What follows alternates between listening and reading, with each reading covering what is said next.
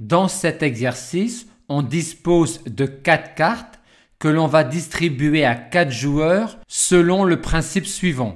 La carte 1 est systématiquement donnée au joueur 1. La carte 2 est donnée au hasard entre les joueurs 1 et 2. La carte 3 est donnée au hasard entre les joueurs 1, 2, 3. Et enfin, la carte 4 est donnée au hasard entre les joueurs 1, 2, 3 et 4. On note alors grand X, le nombre de joueurs n'ayant eu aucune carte à la fin de la distribution. Et on nous demande de déterminer la loi de grand X. Les valeurs prises par grand X vont être 0, 1, 2 ou 3, étant donné que le joueur 1 aura toujours au moins une carte. Commençons par déterminer la probabilité que x égale 0. Pour cela, on va mettre en place un raisonnement téléspectateur où mes cases voyants seront C1, C2, C3, C4, où chaque voyant CI s'allume au numéro du joueur à qui la carte a été donnée. Et pour quel type de mot a-t-on x égale 0 ? X égale 0 si et seulement si dans le mot apparaissent les 4 joueurs 1, 2, 3 et 4.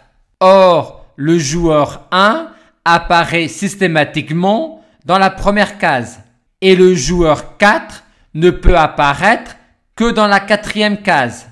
Et arrivé là, la seule possibilité pour qu'apparaisse le joueur 3 est qu'il apparaisse dans la 3e case.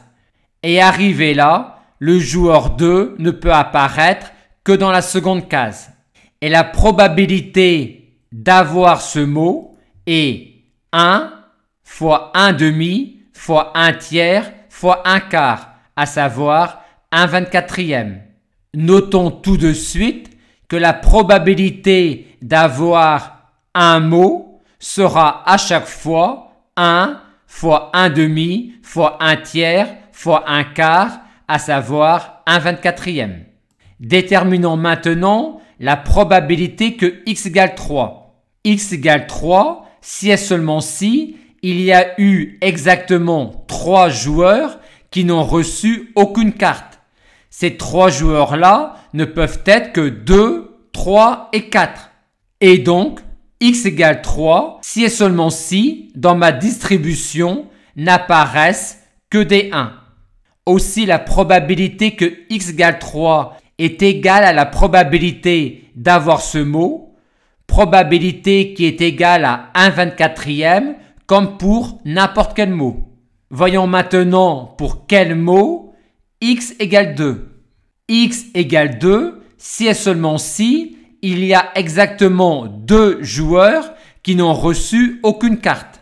Les 2 joueurs qui n'ont reçu aucune carte ne peuvent être alors que les joueurs 2 et 3, ou les joueurs 2 et 4, ou les joueurs 3 et 4. Commençons par regarder pour quel mot les 2 joueurs qui n'ont reçu aucune carte sont les joueurs 2 et 3. Je cherche donc les mots où apparaissent 1 et 4, mais pas 2 et 3. Dans la première case, on a obligatoirement 1. Et comme on ne veut pas de 2 dans le mot, la seconde case ne peut s'allumer qu'à 1. Et comme on ne veut ni de 2 ni de 3 dans le mot, il en est de même pour la 3e case. Et comme on veut que dans le mot, les seuls joueurs manquants sont 2 et 3, il faut absolument que dans la 4e case apparaisse le joueur 4. Et c'est la seule distribution pour laquelle les seuls joueurs qui ne reçoivent pas de carte sont les joueurs 2 et 3. Voyons maintenant pour quel mot les seuls joueurs qui ne reçoivent pas de carte sont les joueurs 2 et 4. On peut déjà dire qu'on a 1 dans la première case et qu'on a également 1 dans la seconde case, vu que l'on ne veut pas qu'apparaisse un 2 dans le mot. Ensuite, on veut que n'apparaisse pas un 2 dans le mot, ni un 4, mais qu'apparaisse un 3. On peut donc remplir les deux dernières cases de ces manières-là. 3, 3 ou 1, 3 ou 3, 1. Et ces trois mots sont les distributions pour lesquelles les joueurs n'ayant reçu aucune carte sont exactement les joueurs 2 et 4. Voyons maintenant pour quels mots les seuls joueurs n'ayant reçu aucune carte sont exactement les joueurs 3 et 4. Dans la case 1, on a obligatoirement un 1. Dans la case 2, on peut avoir un 1 ou un 2.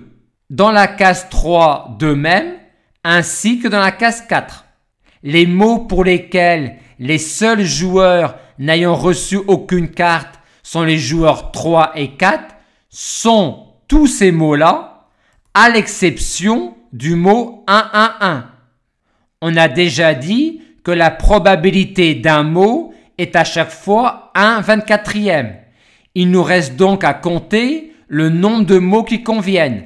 1, 2, 3, 4, plus 8, 12, mais moins 1, 11. Aussi, la probabilité que x égale 2 est égale à 11/24e. On a trouvé que la probabilité que x égale 0 était 1/24e, et de même pour la probabilité que x égale 1. On vient de trouver que la probabilité que x égale 2 est égale à 11/24e. Aussi, en sommant la probabilité que x égale 0, la probabilité que x égale 3 et la probabilité que x égale 2, on arrive à une probabilité de 13/24e.